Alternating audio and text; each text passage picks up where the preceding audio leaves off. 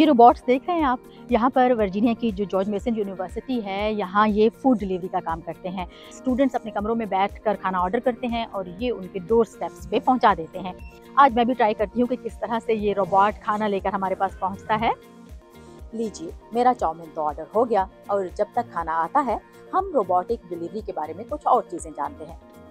वैसे तो अमेरिका की कई स्टेट्स में रोबोट्स फूड डिलीवरी का काम करते हैं, लेकिन यहाँ वर्जीनिया में 2017 में रोबोट्स के ज़रिए फूड डिलीवरी का जो कानून है, वो पास हुआ था। रास्ते में आने वाली रुकावटें जो हैं, उसको ये काफ़ी हद तक खुद ही दूर कर लेते हैं। इनके अंदर कैमरे भी लगे हुए हैं और सेंसर भी। इनके सामने अगर कोई आ जाए, तो ये रास्ता बदल लेते हैं।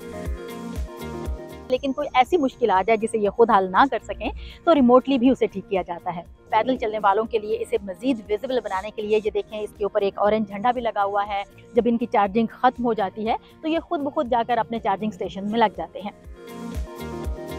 मुझे एक रोबोट आता नज़र तो आ रहा है, लगता है ये मेरा ही ऑर्डर लेकर आया है। चलिए चेक करते हैं।